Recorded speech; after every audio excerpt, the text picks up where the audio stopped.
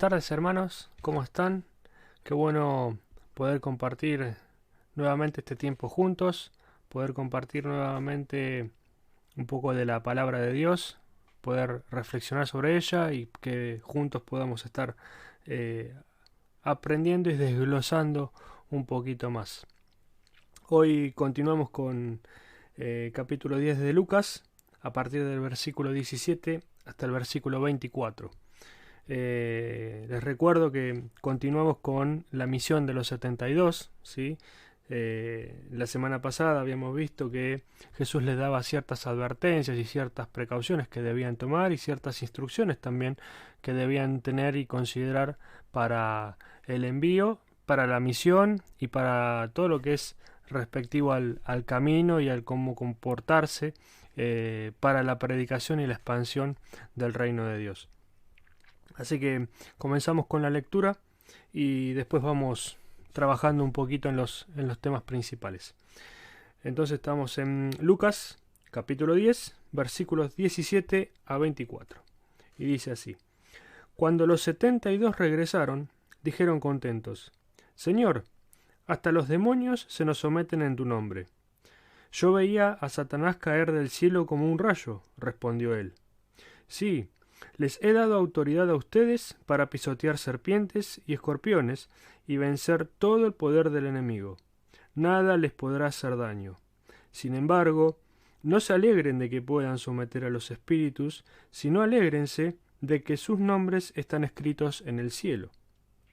En aquel momento Jesús, lleno de alegría por el Espíritu Santo, dijo: Te alabo, Padre, Señor del cielo y de la tierra, porque habiendo escondido estas cosas de los sabios e instruidos, se las has revelado a los que son como niños. Sí, Padre, porque esa fue tu buena voluntad. Mi Padre me ha entregado todas las cosas. Nadie sabe quién es el Hijo, sino el Padre, y nadie sabe quién es el Padre, sino el Hijo, y aquel a quien el Hijo quiera revelárselo. Volviéndose a sus discípulos, les dijo aparte: Dichosos los ojos que ven lo que ustedes ven. Les digo que muchos profetas y reyes quisieron ver lo que ustedes ven, pero no lo vieron, y oír lo que ustedes oyen, pero no lo oyeron. Bueno, continuamos entonces desmenuzando un poquito más esta primera parte del capítulo 10 de Lucas y bueno, como había comentado al principio, como habíamos visto la semana pasada, ya estábamos en el camino, ¿no? En el camino hacia Jerusalén. Y habíamos visto las características de que Jesús primero enviaba a los mensajeros a que vayan a los pueblos, a las aldeas, a ir preanunciando o anunciando previamente el reino de Dios, la llegada del reino de Dios, que el reino de Dios ya estaba entre ellos y que justamente era Jesús quien venía detrás. ¿Sí? Que era, también habíamos hablado que era una técnica, una práctica común de los reyes y de las personas importantes, gobernantes importantes, de enviar a mensajeros delante de ellos para ir preparando los lugares que visitar, dónde estar. Pero bueno, lo que Jesús hace es preparar esas ciudades para la llegada del reino de Dios. Vimos también un poco que es un texto que tiene un poco de apocalíptica, un poco de escatología, ¿no? O sea, de lo que está por venir, de lo que está ya sucediendo, con las advertencias, con los ayes, ¿sí? Para cada una de las ciudades. Y bueno, en torno a esto seguimos viendo y teniendo un poquito de esta narración o narrativa un poco apocalíptica y escatológica también. Bueno, en el versículo 17 habíamos hecho el corte porque en el versículo 1 Jesús los envía y en el versículo 17 es donde regresan y son dos momentos diferentes. Entonces, en el versículo 17 dice: Cuando los 72 regresaron, dijeron contentos: Señor, hasta los demonios se nos someten en tu nombre.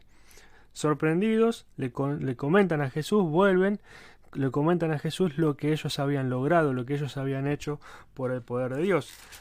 Les recuerdo en el capítulo 9, versículo 10, cuando los apóstoles vuelven, también se encuentran con Jesús y le cuentan todo lo que habían hecho.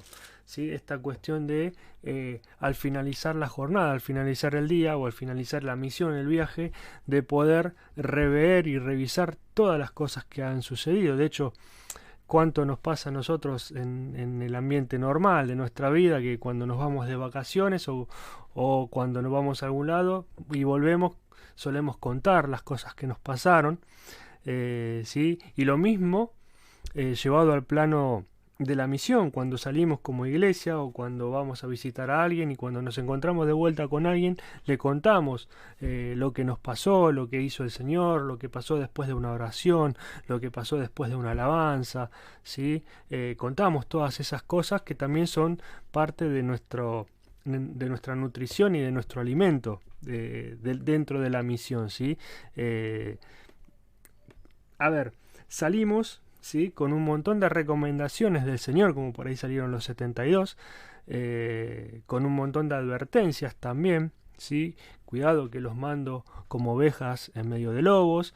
Sabemos todas esas circunstancias, pero siempre el poder de Dios y la mano de Dios nos acompaña en la misión, y es ahí donde verdaderamente somos sorprendidos y somos guiados y confiamos en que aún no llevando alforja, ni oro, ni bastón, ni nada, ni capa, el Señor siempre va a estar proveyendo y siempre nos va a estar sustentando en todo aquello que vayamos necesitando en la misión.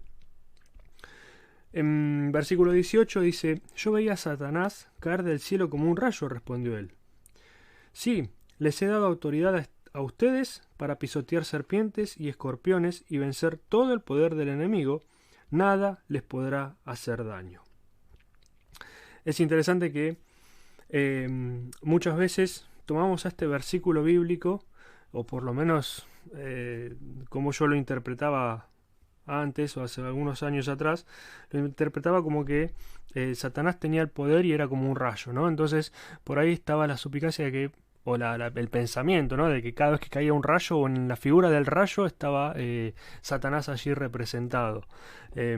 Entonces es como que cada vez que, no sé, sucede un rayo o sucede algo, ¿no? Siempre es el poder de Satanás, o es el poder del demonio, hay que reprenderlo.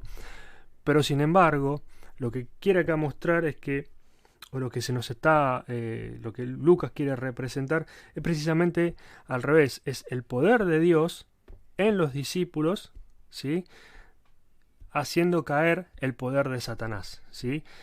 Satanás cae como un rayo, cae con esa fuerza que tenía, pero ya está, es vencido por el poder de Dios, es vencido por el poder de Jesús, es vencido por la predicación de cada uno de nosotros, es vencido por la misión que cada uno de nosotros hacemos para expandir el reino de Dios. Cada granito de arena, por más que parezca ínfimo, que cada uno pueda aportar desde su lugar, desde sus dones, de poner en práctica sus dones, de seguir creciendo y aumentando en el camino del Señor, cada de esos pasos que uno da, cada una de esas cositas son y derriban aún más el poder de Satanás.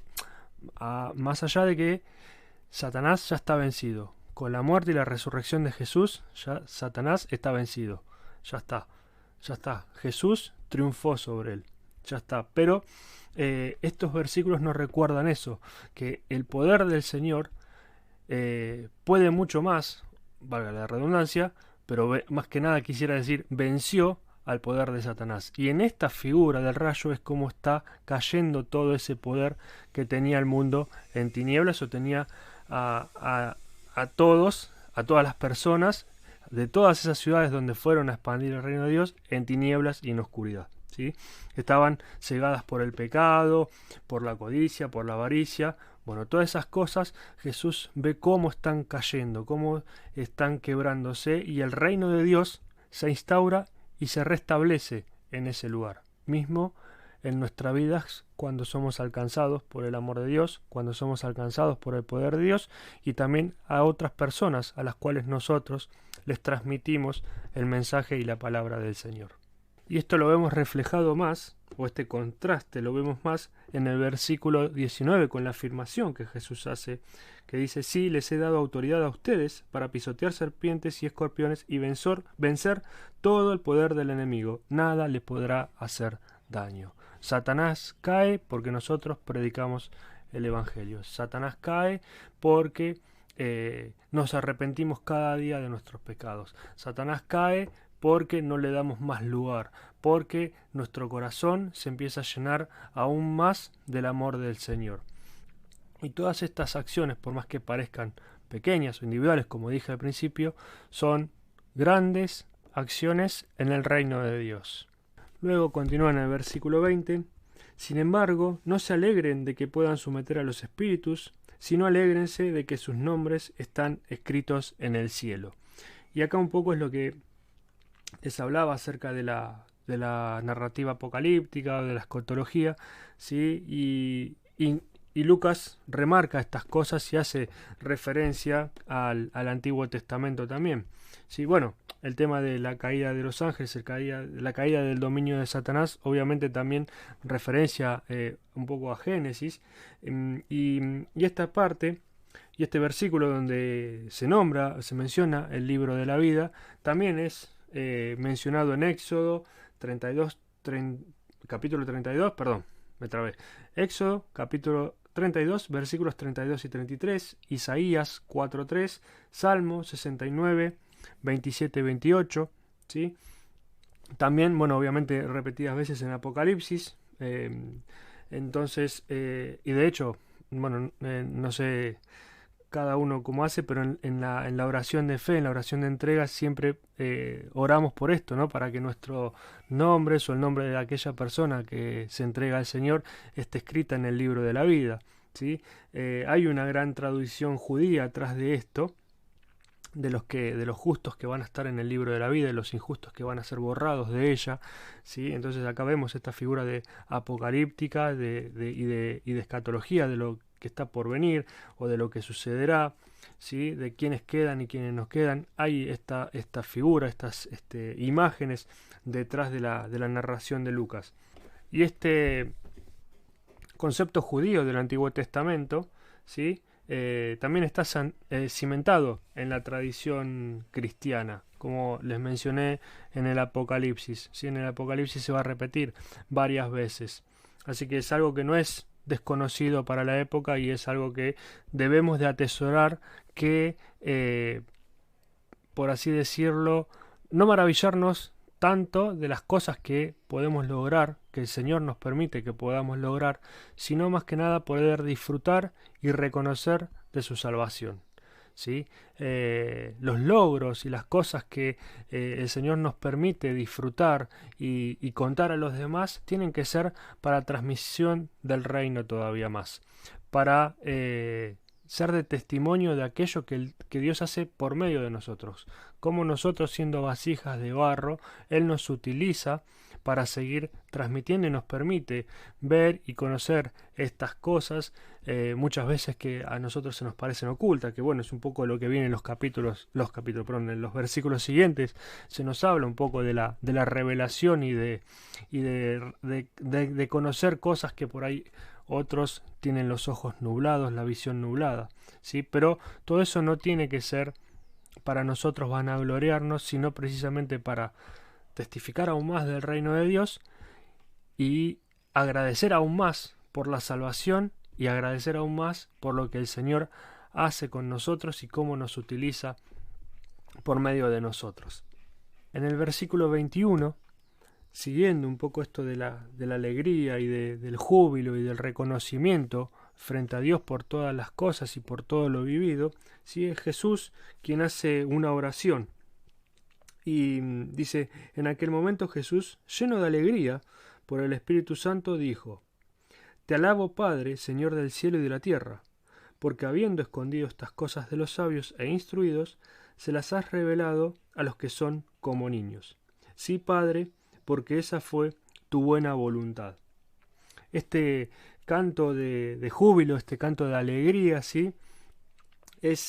Suena más bien como un himno también. Así que yo les propongo que hagamos esto en casa. Y este himno lo dividamos por renglones. En el primer renglón ponemos Yo te alabo. En el segundo renglón, Padre, Señor del cielo y de la tierra. En el tercer renglón, porque ocultaste esto a los sabios y entendidos. En el cuarto renglón, pero lo revelaste a los sencillos. Y en el quinto renglón, sí, Padre, porque así lo has querido tú. Y el comienzo con el yo te alabo, el te alabo, ¿sí? Jesús está haciendo la introducción a una típica oración judía de alabanza, de glorificar, de reconocer el poder de Dios. Luego tenemos el reconocimiento con Padre, Señor del cielo y de la tierra. ¿Sí? Vos sos el Padre, o sea, Dios, Padre, sos el Señor del cielo y de la tierra. O sea, en donde venía cayendo Satanás, a donde cayó Satanás, a donde nos envía a nosotros y todo eso, el Señor de todo eso es Dios Padre, ¿sí? Y Jesús ahí lo está reconociendo. Porque ocultaste esto a los sabios y entendidos. Le ocultó esto a los sabios y entendidos. O sea, los sabios y los entendidos no podían ver y no podían comprender y no hacer las cosas que los discípulos hicieron, ¿sí? Tal vez por su necedad, por el egoísmo, ¿sí? Por estar siendo demasiado legalistas, pero todas esas personas por ahí no tenían un corazón dispuesto a poder comprender el significado y la reacción y la función del reino de los cielos, ¿sí? Que en lo más pequeñito es donde allí está el reino de los cielos. Por eso luego dicen en el cuarto renglón que pusimos, pero lo revelaste a los sencillos. En contraste, ¿sí? De los sabios y entendidos, esa revelación alcanzó a los sencillos. Así como al principio, en el capítulo 2, versículo 14, donde los ángeles reconocen la gloria de Dios, ¿sí? Y los pastores allí también son los primeros que son alcanzados por toda esta gloria y por toda esta manifestación de Dios. De la misma manera, los sencillos pueden ver estas manifestaciones que Dios hace. Y un poco también la palabra sencillos, hay algunas traducciones que también utiliza el término niños, ¿sí? Los que acá estoy usando, pasa que estoy usando dos lecturas diferentes, por eso por ahí suenan diferentes, pero el término también como niños, ¿no? NBI dice, se las has revelado a los que son como niños, como niños o a los sencillos, tiene que ver un poco con aquellas personas que son ignorantes, pero no ignorantes en el mal sentido de la palabra o incultas en el mal sentido de la palabra, sino en lo contrario o en lo opuesto a ser culto, ¿no? Precisamente a lo contrario, a lo opuesto a ser intelectual o demasiado intelectual o demasiado pensante, sino que una persona que por ahí es práctica, ¿sí? Que es didáctica y que no tiene toda una gran cantidad de libros y de cosas y de estudios. Entonces a eso se refiere, ¿sí? No de manera peyorativa, pero sí quiere contrastar estas dos situaciones, que ya lo veníamos hablando y es muy propio de Lucas. Pero bueno, en este momento, en este punto, Lucas quiere recalcar esto, ¿sí? Que precisamente a los que no son demasiados instruidos en la materia, a esas personas se les revela el reino de Dios. Y termina con la afirmación, sí, Padre, porque esa fue tu buena voluntad, o sí, Padre, porque así lo has querido tú, ¿sí? O sea, Dios Padre es a lo que viene a buscarnos, lo que viene a utilizar, ¿no? Aquellas personas que son humildes, que son sencillas de corazón, que son con un corazón, digamos, dispuesto a ser moldeado, porque muchas veces la condición social o la condición intelectual no tiene nada que ver con la disposición del corazón, ¿sí? Eso está más que claro. Por eso, como vamos a seguir viendo y venimos viendo, hay ricos que aceptan a Jesús en el Evangelio según Lucas, hay ricos que aceptan a Jesús, hay pobres que también, hay pobres o enfermos que directamente lo rechazan. Entonces hay todo este gran abanico de circunstancias y hay un gran abanico de personas y de corazones también. Lo importante es poder tener siempre un corazón como niño, una actitud como niño, como muchas veces se utiliza esta frase, este versículo, más que frase, este versículo para la presentación de los niños, ¿sí? De que seamos siempre como niños y que tengamos un corazón como niños, precisamente es por esto, por tener un corazón así como expectante, dispuesto a conocer todo, dispuesto a ser moldeable, dispuesto a ser ingenuo también, dispuesto a... Ingenuo en el sentido de decir, bueno, espero del Señor lo que sea, no espero algo en particular, sino que todo lo que pueda llegar a venir, más allá de cómo salieron estos 72 con todas las advertencias y sabiendo que van a un lugar complicado, bueno, después de eso sabemos que el Señor va a obrar y tener un corazón de esa manera, de esa actitud, y así es la buena voluntad del Padre. A esos corazones es lo que el Padre quiere. Obviamente que siempre está dispuesto y se deleita cuando un corazón se humilla delante de la presencia de Dios, cuando nos arrodillamos, cuando pedimos perdón. Como dije al principio, todos esos granitos de arena, es ahí donde el Señor se deleita y muestra aún más su poder sobre nosotros, ¿sí? Y recordando lo que escribió Pablo, que en la debilidad se perfecciona el poder de Dios. Entonces un poco es esta la gran tarea y la gran lucha que muchas veces tenemos diariamente, ¿sí? Que tenemos que luchar contra nuestras propias circunstancias, contra nuestro propio ego, nuestros propios intereses, y es ahí donde no dejamos y nuestras propias fuerzas también, porque ahí no dejamos obrar el poder y la fortaleza que el Señor nos da. En el versículo 22 dice: mi Padre me ha entregado todas las cosas. Nadie sabe quién es el Hijo, sino el Padre, y nadie sabe quién es el Padre, sino el Hijo, y aquel a quien el Hijo quiera revelárselo. Nuevamente Lucas nos tiene acostumbrados a este tipo de trabalenguas, pero un chiste, ¿no? En este versículo podemos ver la unidad que hay entre el Padre y el Hijo, en que los dos son uno, ¿sí? ¿Por qué? Porque nadie sabe quién es el Hijo sino el Padre. Y nadie sabe quién es el Padre sino el Hijo. Uno conoce al otro y viceversa. Y en esto se muestra la unidad entre el Padre y el Hijo, ¿sí?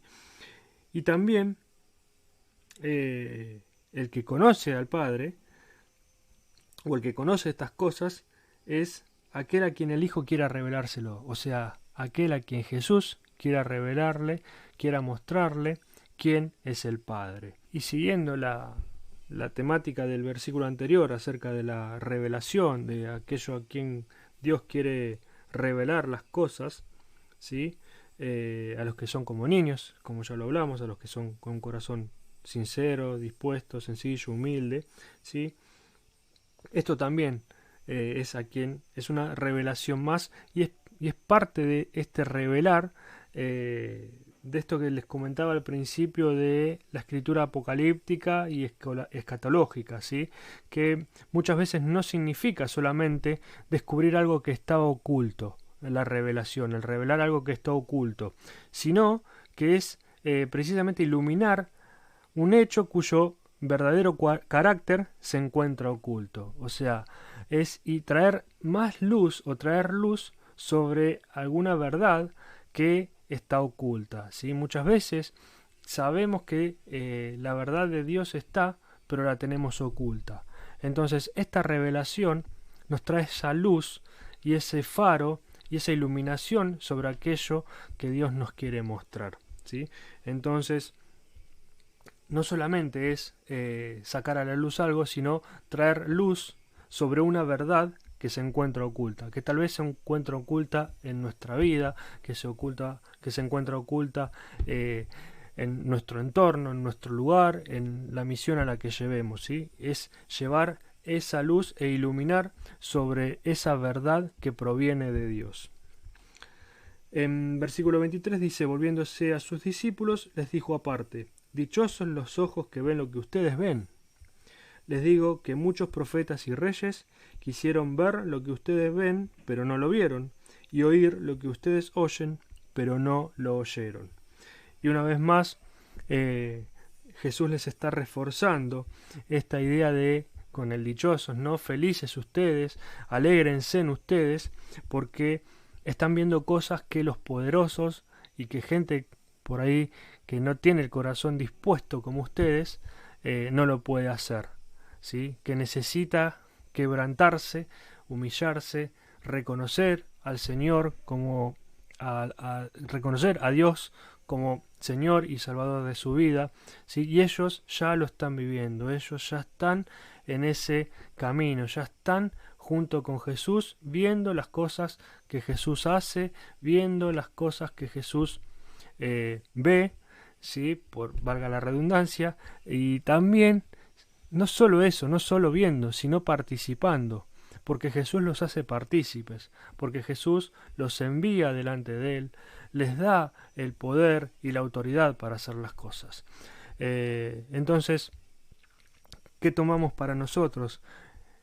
Que seamos que tengamos un corazón dócil cada vez más, que tengamos un corazón que busque aún más del Señor, que podamos ser cada día como un niño, que cada día tengamos esa humildad y esa sencillez de ser como niños y de poder estar no solo buscando las cosas que vienen de Dios, o sea, las bendiciones que vienen de Dios para beneficio propio o regocijarnos en aquellas cosas que podemos lograr por medio de Dios, sino precisamente poder ver un poquito más allá y poder ver que somos salvos, que disfrutamos de esa salvación, que disfrutamos de nuestra vida, que disfrutamos de las cosas que el Señor nos da, pero todo para su gloria, todo para alabarle a Él, todo para agradecerle a Él, para reconocerle a Él que es el Señor y el Salvador de nuestra vida. Y después,